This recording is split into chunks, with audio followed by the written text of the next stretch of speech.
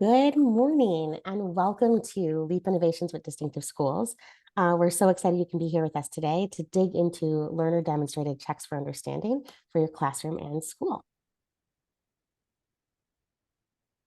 My name is Stephanie Cardella. I'm our Executive Director of Strategy here at Distinctive Schools. My background was 10 years or so in a primary classroom, and I've spent the last 13 in curriculum work as a district leader. And I've transitioned over to strategy to dive deeper into our innovation and incubation work. And with me today is Kristen. Hi, everyone. I'm Kristen Ng. I am the proud principal of CICS West Belden, and I was a former LEAP instructional coach and project manager before joining Distinctive Schools. Prior to that, I was an educator in Chicago Public Schools for 8 years before transitioning into school leadership.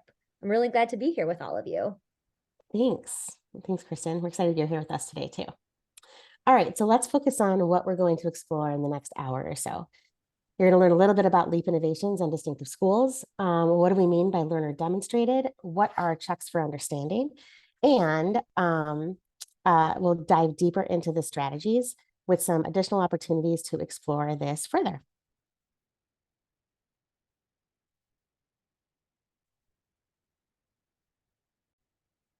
So Kristen and I are both from Distinctive Schools, an organization that is rooted in student-centered learning and personalized learning. We've had the privilege of welcoming many people into our campuses to see what learning looks like and feels like and sounds like.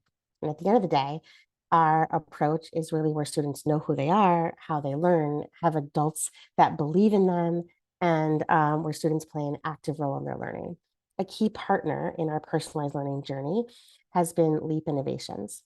And they are focused on designing holistic experiences to help schools take their school improvement journey to the next level where it's rooted around student voice and perspective and agency. We are so privileged to be able to come together as these two organizations to really support your school achievement goals and help with our personalized learning adventures. So our work today as Leap Innovations and Distinctive Schools is rooted in 4 guiding principles. Every learner can succeed. Every learner brings unique strengths and talents to the classroom. Culture is at the heart of everything that we do, and learner agency is essential. It's these principles that guide our movements, our thinking, our mindset, and our work through this. Our work is also rooted in the LEAP learning framework, which has 4 unique components of learner focused, led, demonstrated, and connected. It's LEAP's definition for personalized learning, and it's all focused around that student, the learner. Today, we're going to focus on learner demonstrated strategies, where students are in the driver's seat and they are progressing at their own pace and able to demonstrate competencies in multiple ways to show where they are on the path to learning. So let's dig into what learner demonstrated means. The LEAP learning framework is divided into some core components, or those 4 components, and each component has some indicators. These indicators are really designed to be from a learner perspective. What does it mean to be learner demonstrated? It means that learners receive feedback on effort, process, and mastery throughout the learning experience and throughout the learning cycle. That based upon that feedback or those checks for understanding, the teacher determines alongside the student, what is that next step based upon that demonstration of mastery? How can they apply that? And another core part of our work today is in demonstrating learning in multiple ways, thinking beyond paper pencil, thinking beyond the quizzes, and really finding ways for learners to share what they've learned and what they know. And that leads us to our focus today, which is checks for understanding. So our webinar today is going to be focused into 2 different parts. The first is what are checks for understanding and building shared knowledge. The second part is all about a deep dive into strategies. So let's get started.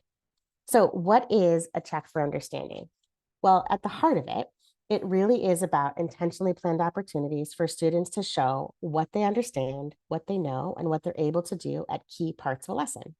It's beneficial for both the learner and the teacher, resulting in practices that support learner agency and self-awareness, where students are key partners in their learning progression, and they understand why learning is important and where they're going. So the question is, how do we set conditions for this to happen? The first step up is creating classroom culture. Checks for understanding require students to take an academic risk and be vulnerable. This is important that the classroom has built strong relationships and trust between the students and with the teacher. It's the foundation for all that we do. Next up is the learning target. It's important that a teacher has a clear, crystal clarity of what the focus of that lesson period is on and what students are expected to know or be able to do. Essentially, it tells us what a student, we're on the path to mastery to determine how well a student gets it during this period of instruction. And with that is acceptable evidence. So connected to the learning target is, what does success look like, sound like, feel like when a student gets it? How do we know? What are the key looks for mastery? The success criteria should always be transparent to students, especially in a personalized environment. It promotes self-awareness, reflection, and the identity for them to understand and identify, when is my learning off course, and how do I get back on track, and how do I know that I've got it? That's the key part of making sure that it's learner-centered. And finally, notice and note. Gathering information about what students know, understand, and be able to do is only as powerful as what you do in those next steps or response. How will you monitor the student understanding during the strategy, and where will you note next steps? So now that we've built a little bit of solid understanding, let's move forward with putting it all together. At the heart of checks for understanding is really the idea that a teacher, a principal, a coach, or whatever it is, whatever adult is in the space, knows exactly where they're headed. And it's their job to make sure that everyone is on that train to that success criteria, knowing that learners need different things and may be able to show their understanding in multiple ways. And this is the heart of what we do, what solid instruction is. So let's get into some of those strategies. The next 20 minutes or so, we're really going to dive into hands-on activities that are low lift but yield high results and put 100% of students in the driver's seat to show their learning. First up is the Frayer model. Now, I'm sure that you're thinking the Frayer model is a strategy that's been around for over 50 years. And that is 100% true. And in our case, it's really about designing the Frayer model for a different use in the classroom. It's originally designed as a tool to explore vocabulary development. And today we're going to explore how we can use that to check what a student knows. Here's how it works. It's a graphic organizer where students can break down a concept, a concept or word by its definition, its character traits, examples, and non-examples. It could be used in any content area, and most grade levels with adjustments as needed based upon the student's needs. So here's what it looks like. While the tool seems simple at first, it really provides teachers with key insights on where comprehension or a skill is breaking down. The first part, definition and characteristics and facts, provides the lowest level of Bloom's taxonomy, recall and understanding. It provides you with the concept of understanding, do your students know the first layer of the word or concept that we're talking about?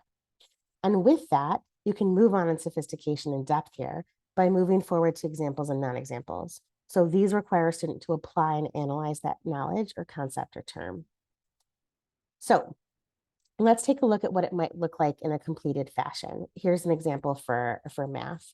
The great part of this is that on paper or a digital copy, it doesn't make a difference. It provides teachers with evidence to look at after, in addition to during your circulated rounds. Make sure to have a plan to look at things in real time and have your success criteria in mind to determine what are my next steps for instruction based upon what my students are showing me. To support English learners or younger students, you might want to consider adapting the task based upon their proficiency levels. Sentence starters, native language, keywords, pictures are all easily implemented and inserted into this tool. You can also have students record their thinking and orally explain that through a voice memo or a quick video or a portfolio tool.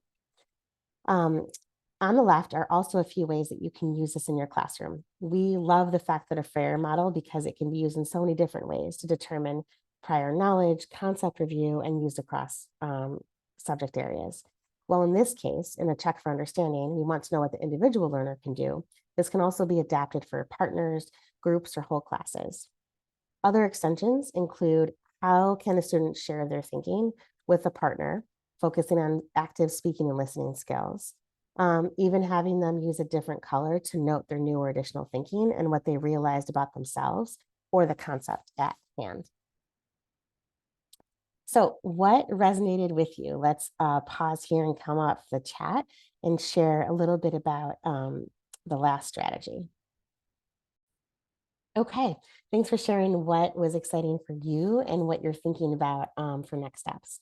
Let's move on to strategy 2, back-to-back face-to-face. This is a riff off of a turn and talk. And the idea here is it's an opportunity to divide students into partners and they stand back to back. The teacher provides a prompt or a question to ask, and students are given think time. This is the most important part, the individual think time. It levels the playing field for students who need additional time to process, provides an opportunity for all students to engage, not just your quick responders, and also provides additional time or support for English learners who might need a little bit more time to get their thoughts together and navigate through a new language. The thinking doesn't stop here. It really is providing the launch pad to move forward. Next, the teacher then signals and students turn around and share their answer with a partner. The teacher has an idea of some keywords or understanding based upon the success criteria that they're looking for and circulates around the room. Based upon what the teacher sees and hears, they can make real-time decisions about next steps. Classroom culture is key for this one.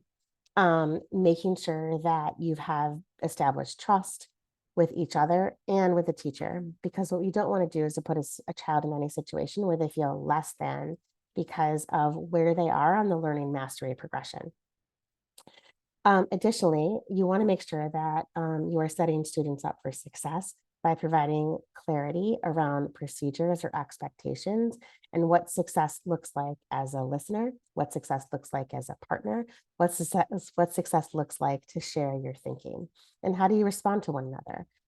That's important. You can navigate this activity based upon those skills in your classroom and your classroom needs.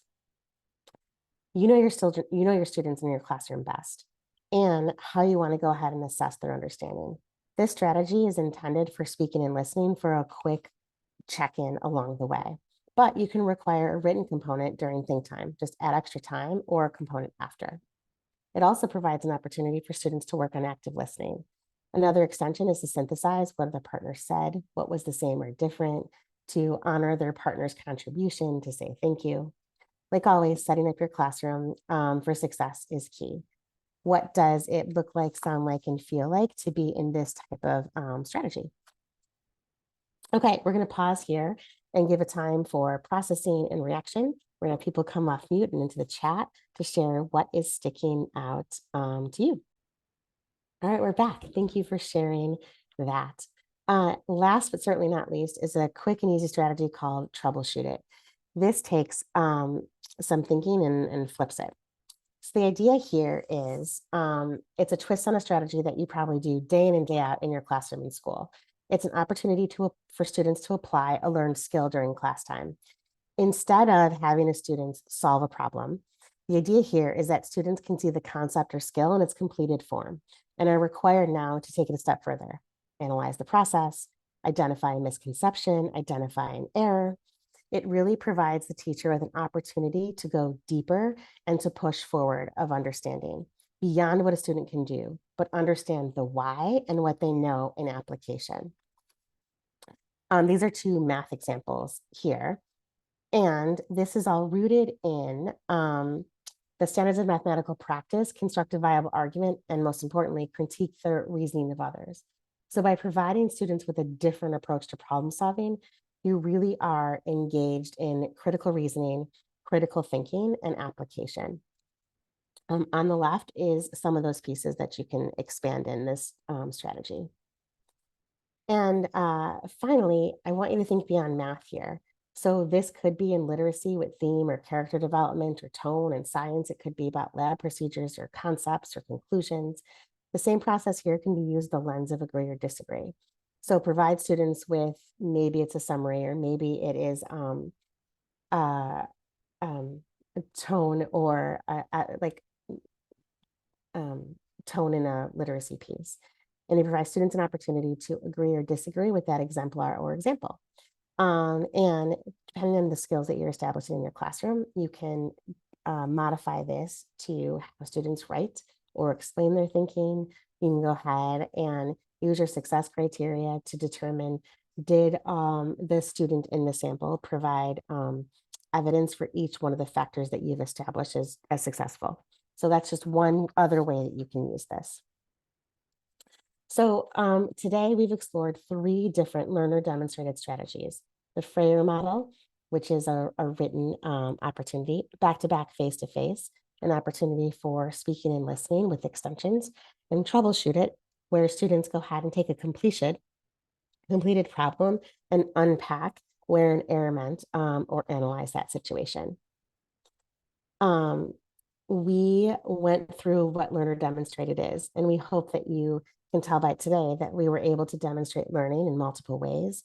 We're able to use that information based upon what a student shows, determine what are those next steps to go deeper layer of mastery, to go back and refine or reteach or support in another way. And let's take one more pause here to go ahead and reflect back on what we learned, what you're thinking, and what might be your next step to implement in your classroom. So today's webinar gave you a brief introduction of what LEAP Innovations in Distinctive Schools offers. We have a few exciting key opportunities in the next month. Next week, we kick off a longer session called an Innovation Workshop, where it's a virtual opportunity to dive deeper into the strategies and the research to really take learning and flip it so learner is at the center and we move beyond. Next week, we're exploring additional active thinking strategies where students hold a cognitive lift. In December, we're kicking off a new series called Starting 2024 Strong. And we have 2 opportunities to dig into a little deeper. December 12th is on revisiting classroom culture mid-year with a restart and refresh through learner-connected and learner-focused components of the LEAP learning framework. Next month, after return of winter break, we're exploring different parts of the LEAP learning framework, learner-led. These are strategies and mindsets for student-led goal setting, monitoring, and reflecting. Additionally, we also have provide district and school consulting, custom professional development, and partnership to help you achieve your personalized learning goals and go from great to even greater. Finally, we are really grateful for your time today, and we'd love to hear more about your feedback there. So we've got an exit up here. We'll put it in the chat, and we'll also send it out after the webinar. And we really hope that you enjoyed your time today with Distinctive Schools and LEAP Innovations. Thank you for your partnership and participation, and we look forward to leaping forward alongside with you.